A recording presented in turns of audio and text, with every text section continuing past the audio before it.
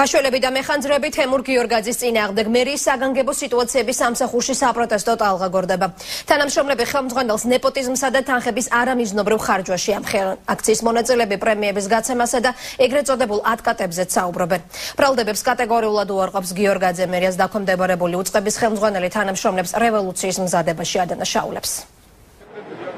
საპროტესტო აქცია სახელწოდებით ფარაონების დრო წავიდა საგანგებო სიტუაციების სამსახურის თანამშრომლებმა ხელმძღვანელის წინააღმდეგ გამართეს.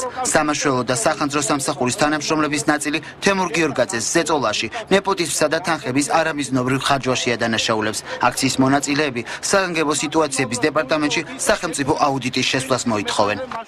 არის ნეპოტიზმი, დასაქმებული ყავს თავის დიშვილები, თავის ბიძაშვილები, ნათესავები, მეუღლე, თავის მეუღლის მეგობრები. დაისვა საკითხი რა, თუ მისი ოჯახის წევრების გარდა არავინ მოინახა პატიოსანი, პროფესიონალი ადამიანები, თუ რაშია საქმე? თუ მაინც მისი ოჯახის ასე ვთქვათ რაღაცა კლანური მართვის ადგილი უნდა იყოს ეს სააგენტო. გიორგაძე განმარტავს, რომ საგანგებო სიტუაციების სამსახურის სპეციფიკიდან გამომდინარე რამდენიმე თანამშრომელთან დანათესავება მართლაც მოუხდა. ბრალდებებს გიორგაძე უსაფუძვლოდ მიიჩნევს და აცხადებს, რომ მის წინააღმდეგ რევოლუცია მზადდება.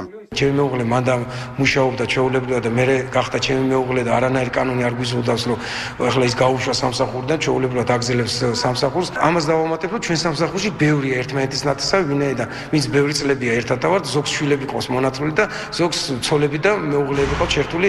სამაშველო სამსახურში დასაქმებული თემურ გიორგაძის ნათესავების სია მხოლოდ მისი მეუღლით არ შემოიფარგლება. ლევან შხიკვაძე ერთ-ერთია იმ ნათესავებს შორის, რომელიც მაღალ თანამდებობას იკავებს. თემურ გიორგაძის დიშვილი ბიძის წინააღმდეგ გამართულ დღევანდელ აქციას გიორგაძის მხარდამჭერ მეხანძრეებთან ერთად შორიდან აკვირდებოდა. მე დიშვილი ვარ. დიშვილი ხარ. კიდევ ვინები ყავს დასაქმებული?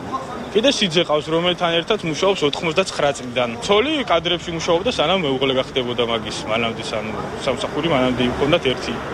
ანუ ბევრი ნათესავები. ბევრი მაგას არ იგულისხმება, ბევრი 2-3 კაცი რომ მაგას დანიშნავს, რომ ბევრი. საგანგებო სიტუაციების სამსახურის უფროს კორუფციულ გარიგებაშიც ადანაშაულებენ. აქციის მონაწილეების ინფორმაციით, გიორგაძე ნათესავებისა და მასთან დაახლოებული პირების მეშვეობით ბიუჯეტიდან თანხებს უკანონოდ ითვისებს. საახლობლო გარემოცვა ყავს, რომელიც ხშირად იღებენ პრემიებს და არ ვიცით.